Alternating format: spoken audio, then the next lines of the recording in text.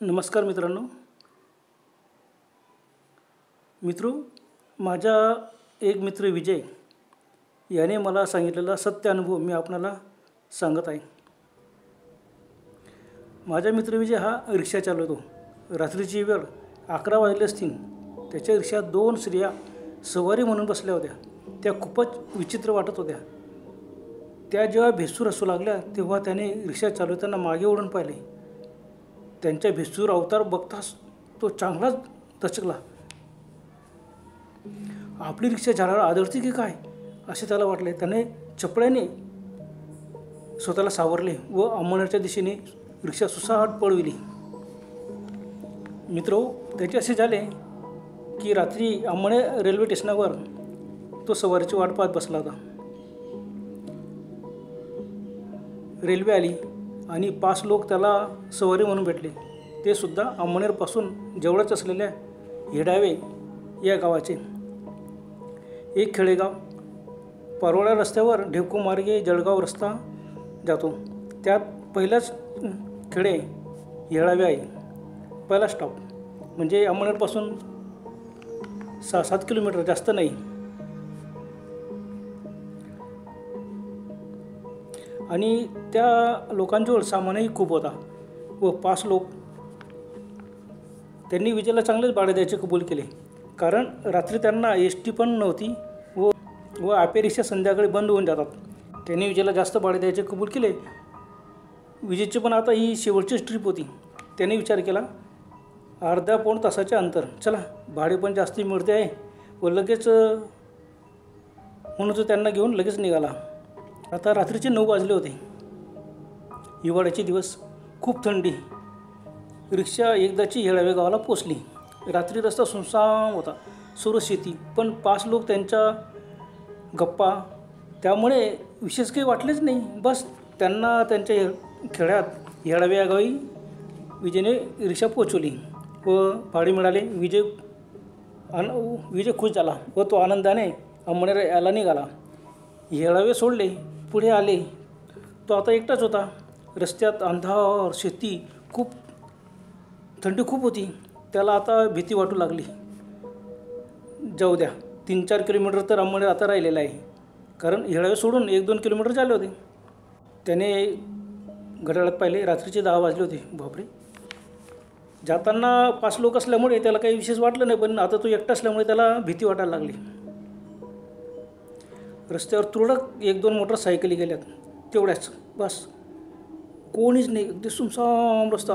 रस्त्याच्या दोन्ही बाजूने शेती, निर्मनुष्य रस्ता, एकही वाहन नाही। नंतर असं त्याला एकदम आता वाटलं की आपण कुठून ही सवारी घेतली, पोचून तर गेलो। जाताना जरा त्याला भीती वाटायला लागली। थोडंसं पुढे येताच अचानक त्याची रिक्षा बंद पडली। काय झाले म्हणून त्याने मोबाईलच्या उजेडात पाहिले, रिक्षा का बंद पडली त्या समजतच नव्हते। तो रिक्षातून खाली उतरला। रिक्षाची लाईट मात्र चालूच होती। त्याने सर्व चेक केले, सर्व बरोबर आहे। मग रिक्षा का सुरू होत नाही, खूप प्रयत्न करून पाहिला पण रिक्षा सुरूच होत नव्हती। तो विचार करू लागला, बापरे! त्याने आजूबाजूस पाहिले, सर्व अंधार। आता तो एकटाच, रस्त्यावर कोणीच नाही। बापरे, आता काय करायचं, रिक्षा तर बंद पडली। ही अशी खेड्यावरची सवारी आपण घ्यायला नको होती रात्रीच्या वेळ। दिवसा घेतल्याशी ती गोष्ट वेगळी होती, भरपूर वाहनं चालू असतात आणि रिक्षा सोडून आपण जाऊ पण शकत नाही। आता 3-4 किलोमीटर असं सुमसाम रस्त्यात कसं काय घरी जायचं, तो विचारच करत होता। एखादं वाहन येतो का वगैरे बघत होता। त्याला समजत नव्हतं रिक्षा का बंद पडली। सर्व ओके, पेट्रोल चेक केलं, ते पण सर्व बरोबर होतं। मग काय करणार, मध्येच त्याला भीती वाटायला लागली, जर चोर आले तर आपण काय करणार एकटे। ते बस आपल्याला चांगलं मारून ठोकून घेतील आणि आपल्याजवळचं सर्व थोडेफार पैसे ते सर्व लुटून घेतील। काय करा, मारे खायला लागेल। तो असा विचार करत उभा होता। तेवढ्याच त्यांना हेडाव्याकडून 2 स्त्रिया येताना दिसल्या। तो एकदम घाबरला, अरे बापरे, एवढ्या रात्री त्या स्त्रिया कशा येत आहेत। अंमळनेर यांच्या मध्यभागी आपण थांबलो आहोत। एवढ्या रात्री अंधारात स्त्रियांना पाहताच तो पटकन रिक्षात बसला। त्याने विचार केला, रस्ता एवढा सुमसाम आणि ह्या 2 स्त्रिया कसं काय। बापरे, काय आहे, रिक्षात लाईट चालूच होती। तेवढ्यात त्या दोन्ही स्त्रिया रिक्षा जवळ आल्या व बोलल्या, भाऊ रिक्षा कुठं चालली आहे, आम्हाला अमळनेर जायचं आहे. अमळनेरला चोपड्या नाक्याजवळ ताड्या तलाव आहे, तिथं आम्हाला सोडून दे. आता विजय भानावर आला. त्या वाटल्या या तर चांगल्या स्त्रिया दिसतात, आपण उगाच घाबरलो. त्याने सांगितले, पण ही रिक्षा बंद आहे, सुरू होत नाही, काय करू. पण त्या लगेच रिक्षात बसूनच गेल्या. दोघांचे लाल साडी, लाल कपडे होते. दोघं 35 ते 40 वर्षाच्या स्त्रिया होत्या. मात्र त्यांचे डोळे एकदम टपोरे होते. त्या म्हणाला, अरे भाऊ चालो, रिक्षा तर सुरू कर. त्याने विजयने पुन्हा सांगितलं, ताई अहो रिक्षा सुरू होत नाही, मी केव्हाचा प्रयत्न करतो आहे, सुरूच होत नाही, माझी रिक्षा बंद पडली. आणि तुम्ही असं कसं काही अर्ध्या रस्त्यात कसं काय आले तुम्ही वेळापासून. तेवढं आम्हाला अर्जंट काम आहे आणि त्यामुळे आम्ही निघून गेलो. काय आम्ही खेळाडूच्या बाया, आम्ही कुठं काय घाबरतो, आम्ही बिनधास्त निघून गेलो, चला अमळनेर पोचून देऊ. परंतु रस्त्यात एखादी रिक्षा भेटली, कोणीच भेटलं नाही. एखादं वाहन भेटेन तेही भेटलं नाही. बरं भाऊ, बरं झालं तुझी रिक्षा दिसली.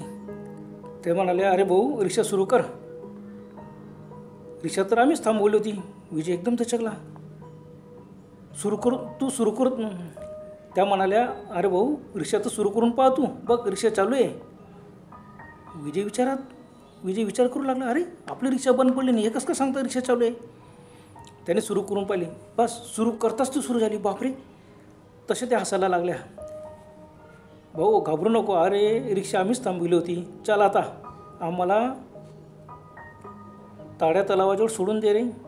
हे ऐकताच विजयच्या अंगावर एकदम कटाला, एकदम घाम सुटला. बापरे, हे काय असं कसं, यांनी कसं का थांबवली. यांनी हात दिला नाही, काही दिला नाही, रिक्षा ऑटोमॅटिक बंद पडली होती आणि या म्हणता रिक्षा कसं का थांबवली. मग तो म्हणाला, अहो ताई तुम्ही तर मला समोर दिसल्या नाही, तुम्ही रिक्षा बंद पडल्यावर पाठीमागून आल्या. समोर दिसल्या असत्या, हात दिला असता तर ठीक आहे बा, तुम्ही रिक्षा थांबवली. पण मी रिक्षा थांबवली नाही, ती बंद पडली आणि तुम्ही पाठीमागून आलेत आणि असं कसं का म्हणतात की आम्हीच थांबवली. त्या पुन्हा हसायला लागल्या, तुला नाही समजायचं, चाल मुकाट्याने ताड्या तलावाजवळ आम्हाला सोडून दे. बापरे, विजयने आपला घाम पुसला. बापरे, आता काय करायचं समजत नाही. या बायांना एवढं कसं काय, आणि एवढं आजूबाजूला पाहिलं सुमसाम सर्व शेती, अंधार हुडप. रिक्षा तर सुरू झालेली आहे, आता काय करायचं, इलाज नाही, चला रिक्षा सुरू झाली, पटकन आपण अमळनेरला पोहोचू. बस त्याने अमळनेरच्या दिशेने रिक्षा पळवली. त्या आता शांत झाल्या होत्या, आपसात गप्पा करत होत्या. बरंच पुढे अंतर आल्यावर त्याने आरशात पाहिली, रिक्षात कोणीच नाही. बापरे, तो एकदम घाबरला. रिक्षा थांबवली, मागे ओढून पाहिले, त्या दोन्ही होत्या. भाऊ रिक्षा का थांबवली, ते विजयला बोलल्यात.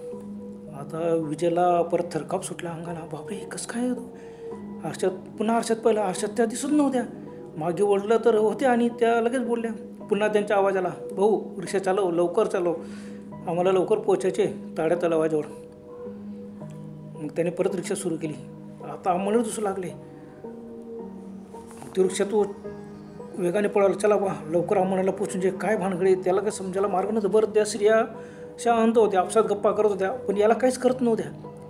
पण काय कोणाच ठाऊक, आजूबाजूला संपूर्ण अंधार, रात्रीच्या आता 10:30 सहज झाले असतील. त्याने घड्याळात पाहायचं सुद्धा हिंमत झाली नाही. बस त्याने रिक्षा चालूच ठेवली. आता अमळनेर दिसू लागले, पहिला भाग. त्याने सहज मागे ओढून पाहिले आणि तो एकदम पुन्हा दचकला, कारण त्यांनी भयानक रूप घेतली होती. बापरे, त्याचं 2 चिटकींसारख्या दिसत होता. त्यांच्या बेसूर अवतार पाहून तो एकदम घाबरला. त्याने आरशात पाहिले, आरशात दिसतच नाही. पुन्हा मागे ओढून पाहिले. ते म्हणाला, भाऊ घडी घडी काय मागे ओढून बघतोय, ठोकशील ना कुठंतरी रिक्षा, आम्हाला परत मारायचे विचार आहे का काय तुझ्या. ओ बापरे, आता काय करा विजयला समजत नव्हतं. बस मागच्याच दोघं स्त्रिया बसल्या होत्या. तसं रिक्षा चालवता पुन्हा त्याने एकदा मागे ओढून पाहण्याचा प्रयत्न केला, बघितलं आणि तो घाबरलाच, कारण त्यांचे चेहरे इतके भेसूर होते. बापरे, ते समजलं, विजय समजला की ह्या स्त्रिया नाहीत, ह्या चेटकीन वगैरे काहीतरी भुताटकीच आहे. बापरे, आता काय करायचं, आजूबाजूला रस्त्यावर एकही वाहन नाही. असंच त्याने सुसाट रिक्षा सोडली, केव्हा एकदाच्या अमळनेर येईल. बस तेवढ्यात पारोळा रोड लागला. पहिला आले चोपड्या नाक्याजवळ येताच त्याने रिक्षा पटकन थांबवली. चोपड्या नाक्याच्या जवळच ताडेतला होता, पण तो रिक्षा एकदम थांबवली आणि तो म्हणाला, ताई उतरा, इथून आपला ताडेतलावाला. मागून आवाज आला, अरे बाबा थोडंसं वळव ना तिकडे, तलावापर्यंत घे, तिथं किती वस्ती आहे, तू इथं काय थांबतो.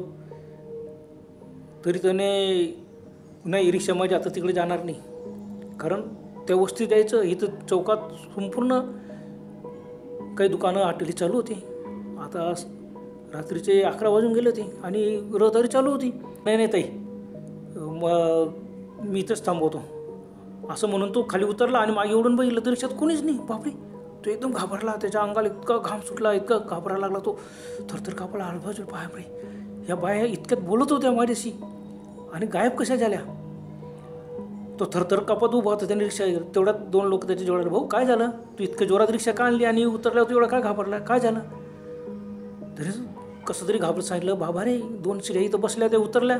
तर नाही, आम्ही समोरच उभे होतो, तुझ्या रिक्षातून कोणीच उतरलं नाही, तुझी रिक्षा तर खालीच होती. हो बापरे, आता काय बोलावं विचारायला समजत नव्हतं. त्याने लगेच खिशात रुमाल काढला, तोंड पुसला. तर 2 लोकांना सांगितलं, बाबा रे मला येडाव्या रस्त्यावरती त्या 2 शिड्या भेटल्या होत्या आणि त्या मी आता रिक्षा थांबवल्यासुद्धा त्या माझ्याशी बोलल्या, ताड्या तलावापर्यंत पोचव. त्याने बरं झालं बाबा तू इथं तरी थांबला, ताड्या तलावावर जर गेलं असतं काय झालं असतं, कदाचित त्या तलावात रिक्षा सीट तुला खाली टाकलं असतं त्यांनी. हो बापरे, विजय दचकला. हो बापरे, बरं झालं, परमेश्वर कृपेने आपण वाचलो. बस तिथंच तर काय करावं त्याला समजत नव्हतं. पटकन समोरच्या हॉटेलीत घुसला, चहा पिला, थोडंसं 15 मिनटं थांबला, तेवढं शांत वाटायला लागलं. बस त्याने विचार केला की आता याच्यापुढे रात्रीच्या वेळेला कुठेही खेड्यावरची सवारी घ्यायची नाही. खेळावर जायची असेल तर दिवसात जायचं. त्या दिवसापासून संध्याकाळ झाली, अंधार पडायच्या आत विजय रिक्षा घरी घेऊन येतो. रात्री कधीच जात नाही. का सांगता तो, एखाद्या वेळेला असे प्रसंग येते, एखाद सवारी तशी भेटीन. विजय एवढा घाबरला, फक्त आता दिवसा रिक्षा चालवतो, रात्री अंधार पडला का तो सरळ घरी येऊन जातो. हा अनुभव माझ्या मित्राने मला सांगितला की असं झालं होतं. खरंच कथेला बात झाली नाही, असं होणं शक्यच नव्हतं. बरं तर मित्रांनो, आजपुरतं एवढंच. पुन्हा भेटूया लवकरच. तोपर्यंत गुड बाय.